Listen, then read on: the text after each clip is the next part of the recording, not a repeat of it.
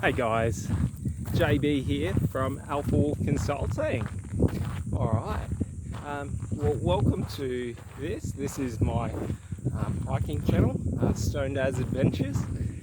And this is basically a bit of a passion project of mine to get baked as and then go out on an adventure. So today I'm walking basically from Waterpark Creek all the way out to Five Rocks, which will be about 40 k's. So this is just something I like to do. Go somewhere completely new that I've never been and just sort of map out a path and then go and track it. I think it's quite fun. So I do, this is like a pack march, so I got, maybe 20 kilos in the backpack, which is pretty cool. But the other thing I love to do is when I come out and do this, I just have conversations with myself, and that's what I'm going to share with you today. It's just different conversations I have around life, and I'm really big into pondering. Like I used to be into pondering the meaning of life, and then I sort of solved that within myself. So, just things like that. Like when you're talking about meaning, meaning doesn't exist outside of you or me. So the meaning of life is whatever your meaning of life is your meaning of life. Just like whatever means something to me is my meaning of life, which is pretty cool because it just gives us the freedom to be and do what we want to do.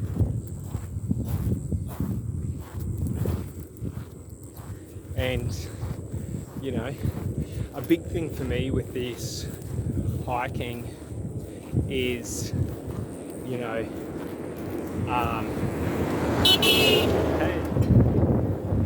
see, that's the funny thing is most people, they want to drive to where they want to get to so that they can get there easier and quicker, but you miss out on so much of life when you take the easy road. Take the easy road to happiness.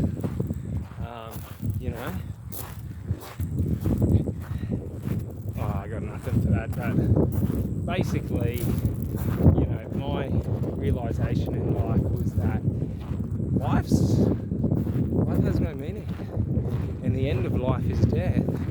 So what's the point of rushing in life? You may as well take your time and enjoy it. Like, how is this for scenery? That's another big passion of mine, is seeing different scenery and just seeing the mountains and the trees, feeling the breeze. And it comes back to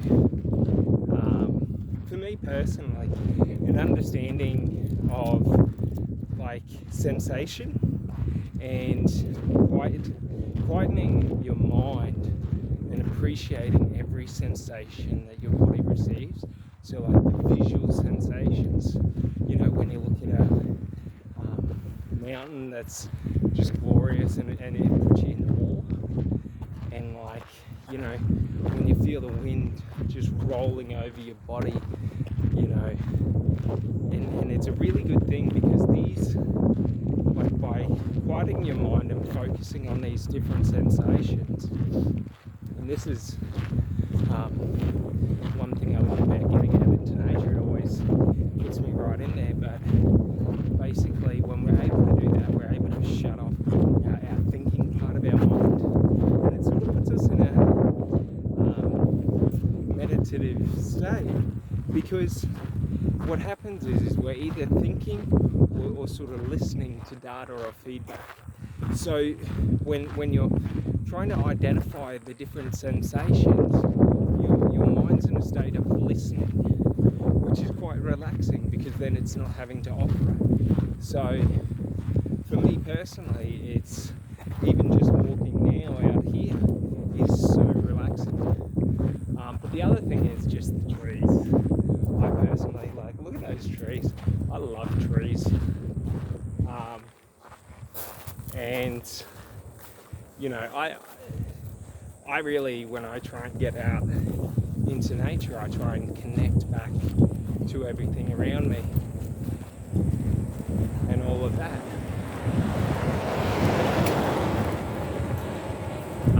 So a funny thing is like, for example, Joe Dispenza talks about this a lot in terms of like energy transference, that they've done tests where they measure, basically they put a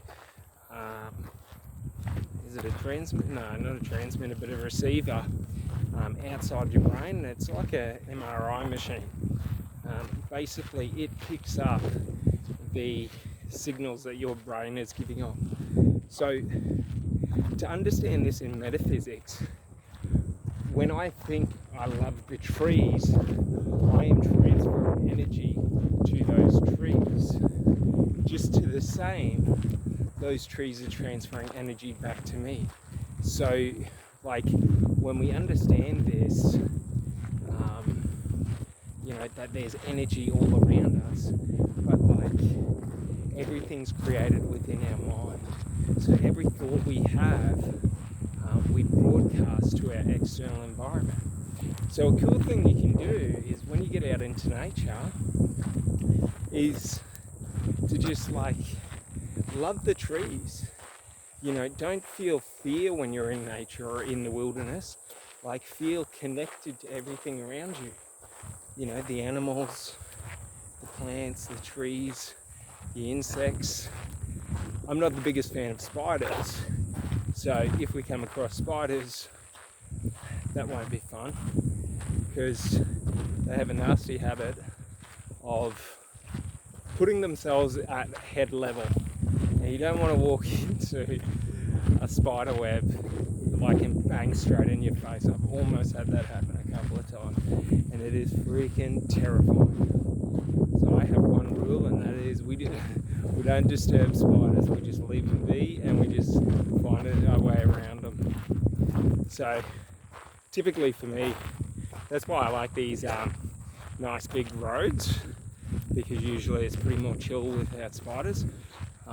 Whenever I go off-road, whenever I run into a spider web, I've got to turn around and go back, stuff that, because you just like you don't want to, I'm pretty sure those spiders believe in like the castle wall, where their web is their castle and they'll defend it with deadly force. But it's if you don't know spiders well, you want to give them a wide berth, just because here in Australia, and especially Queensland, there's a lot of poisonous species. So that's a key thing. You see snakes and spiders, you just give them a wide berth, and usually they'll leave you be, and it'll be pretty chill. But yeah, so that's like, for me personally, I look at this as like a spiritual pilgrimage.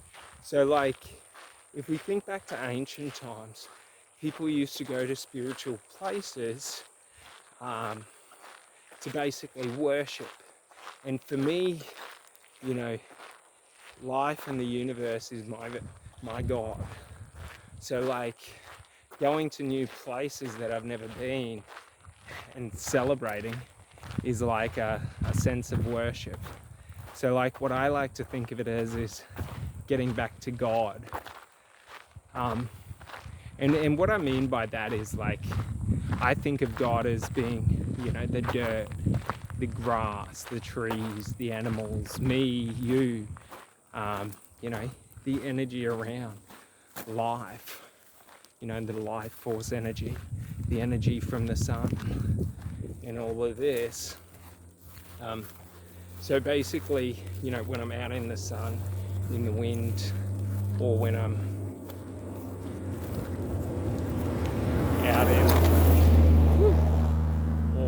in nature, seeing new places, I'm essentially, celebrating and worshipping my version of God, which is everything. which is really good because it just helps me personally center and really helps me get my focus in, because it's so easy to get distracted in society, which is always a fun thing, because like we're so easily conditioned, especially me, by my external environment, whereas if I'm not aware and focused on what's happening around me, it really sets in really toxic behaviors. So things like limiting beliefs and things like that, no motivation and all of that. So, that's why I love coming out and sort of pushing myself, because, this will be 40k there, but, usually at 40k's my legs lock up, but, so it's sort of like we're going to have to push ourselves to get back, which is a really awesome thing, and it's pretty fun. I enjoy it. So like in my backpack, I've got like 3 days water, so maybe like 13 liters, because I got 6 in a Camelback, and then 6 or 8 liters in water bottles, and then 2 to 3 days worth of food, which is just fruit, some nuts, and yeah, like essentially, if we got the basics for 2 to 3 days, it doesn't matter. So like, I personally am pretty big into survivalists. So, if I was in an accident or my car broke down in the middle of nowhere, how am I going to survive?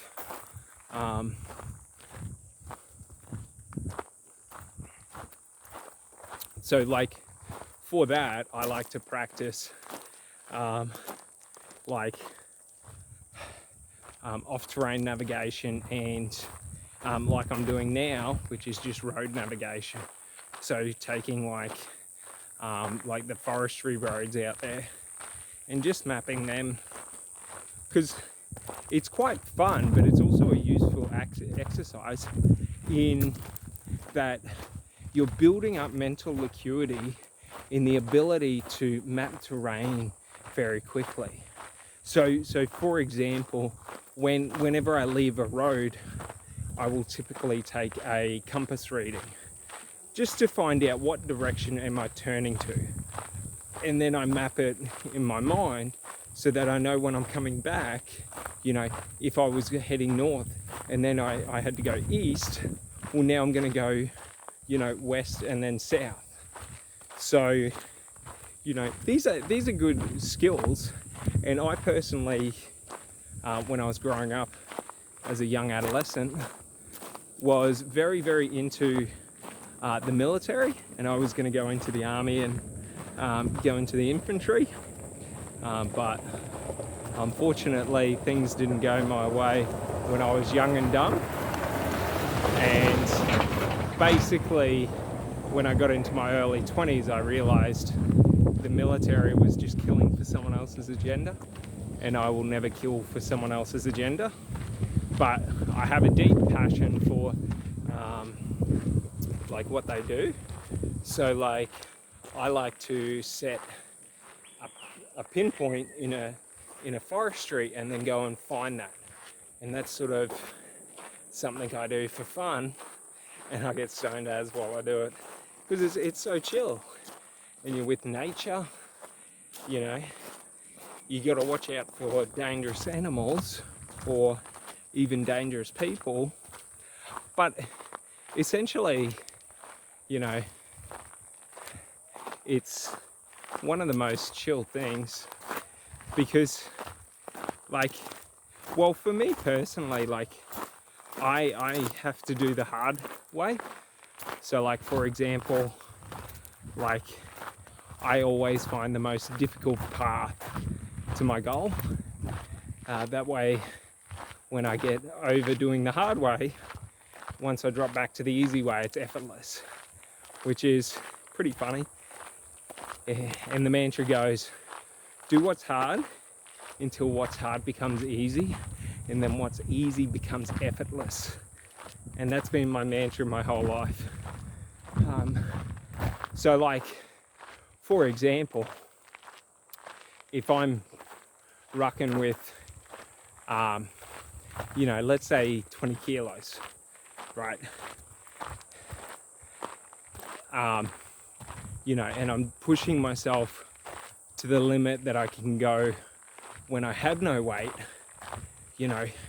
If I continually do that when I have no weight or lighter weight, I can go a further distance because my muscles don't fatigue as quickly. But also, walking used to really hurt me. Woo. So when I was like a teenager and I was growing from a child, I grew really rapidly, which meant that every time I went to run for 20 minutes, my Achilles tendons would have to like tear in. So I would have to run through like the most immense pain. And I mean, this is where like, because they were so tight, because I'd grown so quickly and they weren't big enough. So like I had to break them to make them bigger. So like from when I was 12 to like 14, 15, running and walking was a nightmare. It hurt so badly. I'd have to walk for like half an hour to an hour before the pain would go away. So like, I just forced myself to do it until the pain went away. So after like 3-4 years, it sort of corrected itself, and I built up strong muscles. But also among that time, I was, riding a lot. So I used to mountain bike all around town and skate. So I was always doing stuff. And this caused my calves to grow at a fast rate because I was doing so much. Like I'm talking like 12 hours a day riding a bike around. Just doing random stuff. And, so like, as a teenager, among the Achilles tendon pains, whenever I walked or ran, I had immense growing pains in my calves every night, to the point where like I used to cry myself to sleep because it was just so painful. And it used to be so funny because it wasn't like I wasn't upset about it, but it hurt so bad. So this is a funny thing that like these instances led me to forming some different theses in life. So one of them is that regardless of anything, like my body will adapt to the obstacle that I'm coming up against naturally. So like, for example, getting to 5 Rocks is probably going to be, at K 20 to 30, it's probably going to start to get a bit difficult. And then like my knees will start to seize. But the thing is that like, that's okay. That's just your body telling you that you're in pain. So that's like one of the cool things that I realized is like I do what's called pain training. So I do activities that suck from the first step to try and train myself to be comfortable in uncomfortable situations. So like by doing this, like, my back's already, aching because the camelback is putting it out of position. But sorry, but so the CamelBak's putting it out of position. So like, it's, you know, it's pain, but you know, if I hold the posture right, regardless of the strain, like, I'm good. So that's what pain training is. It's about keeping your composure and your posture in difficulty. And that's what I really love about pack marching. But the other things is the other benefits. So like, for example, because I've got the weight distributed quite evenly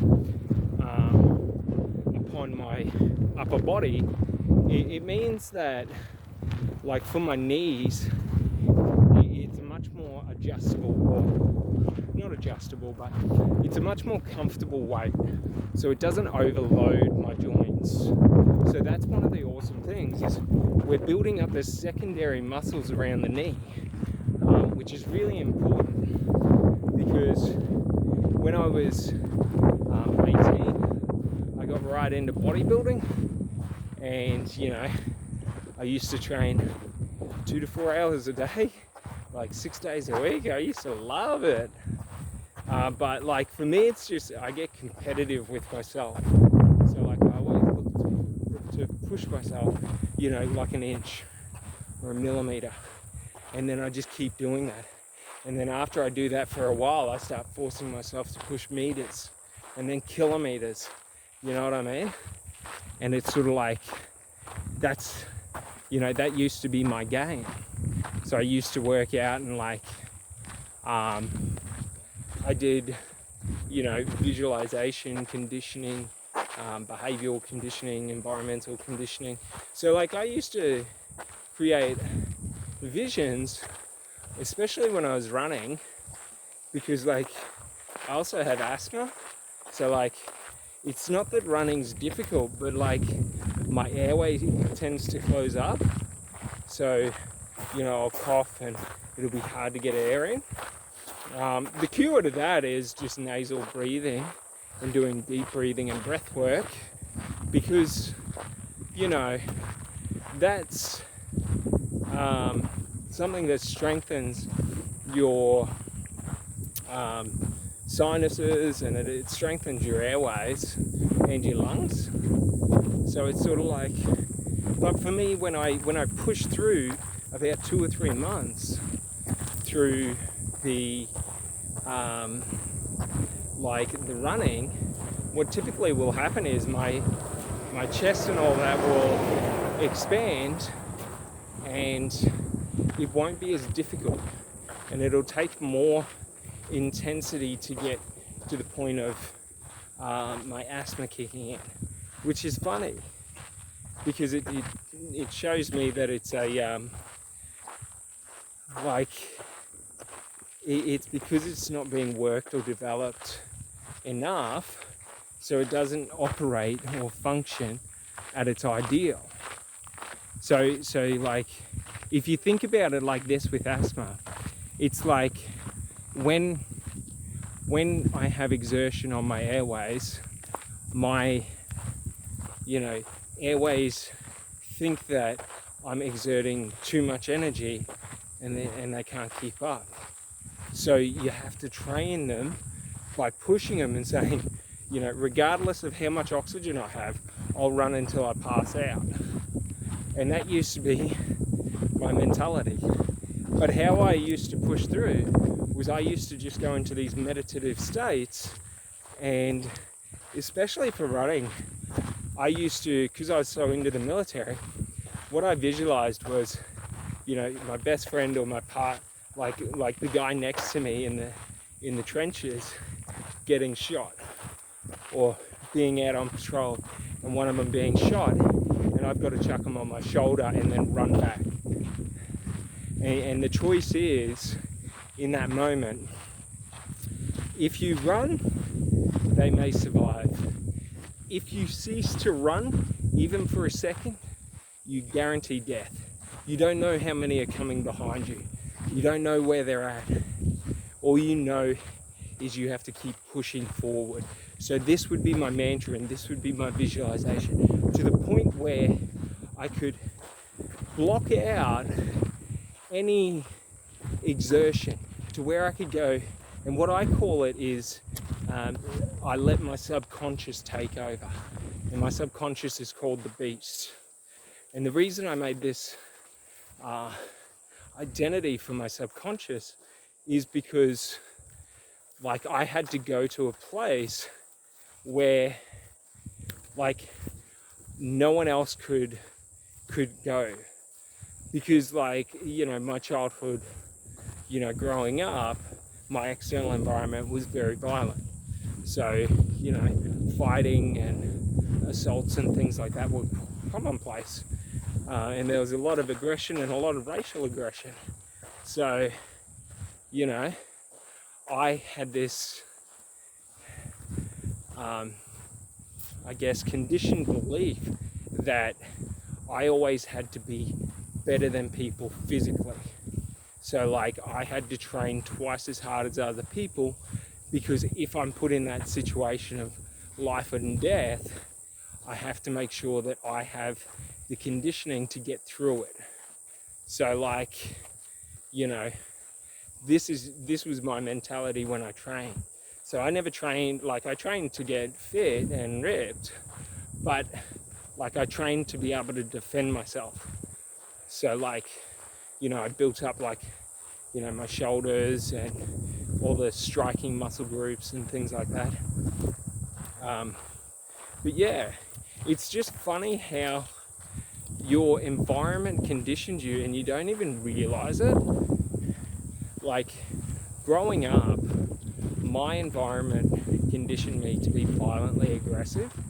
That, you know, if someone went to disrespect you, you had to then go and beat the shit out of them to show others that you don't disrespect me. Because if you didn't, all the vultures would come and try and pick at you. So what you had to do was you had to put down any and all threats, like, immediately and viciously. So, like, you know, it's sort of that coupled in with my like when I was training for the military, I mean, I was training my mind for the military. Like, I was training to kill people, learning how to defend myself, learning different martial arts and different fighting forms, and basically pushing my body to the limit to be in a position of, or a state of apex. That's what I seek in life.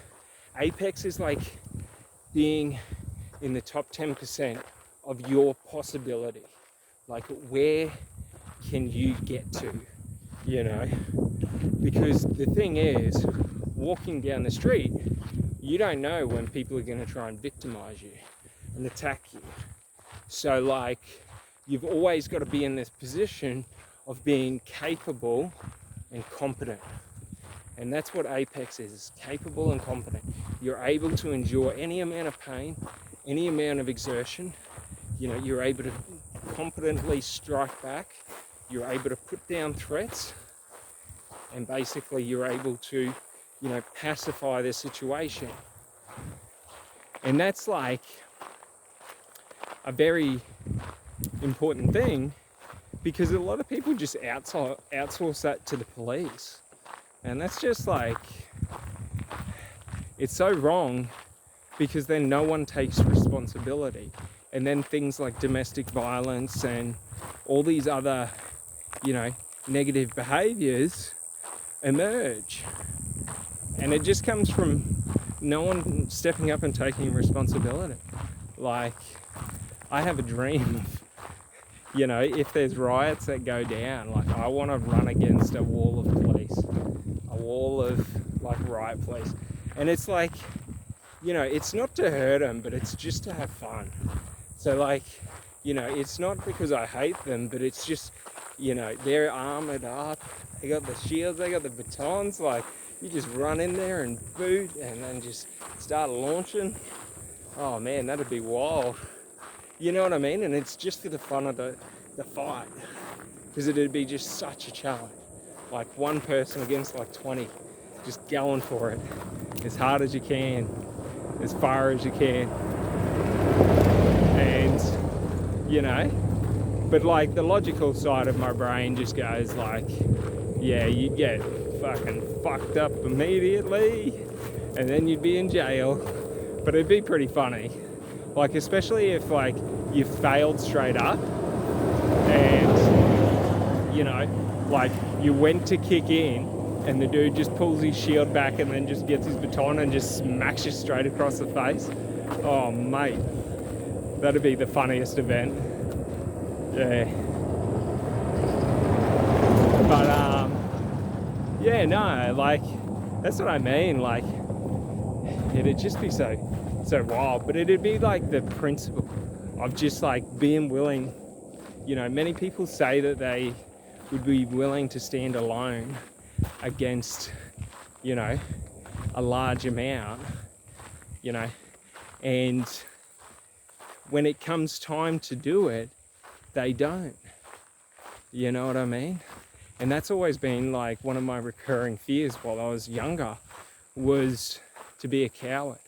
Because I was put in situations when I was a kid where I had no choice but to be a coward. Like when you're 8 years old and you have a 38-year-old man who's been to jail for multiple assaults, threatening to bash and murder you, like you don't really have much, you know, physical strength to even do anything about it. So like, you know, like I had a fear, and to overcome this fear I had a rule. And it was like, it was always like, if someone puts a gun to my head, I'll pull the trigger for them. You know what I mean? Like it's that level of integrity of like, I will not cower in the face of death regardless of the odds. Because regardless of the odds, regardless of what happens, I will never, you know, surrender while there's life in my body. Like, and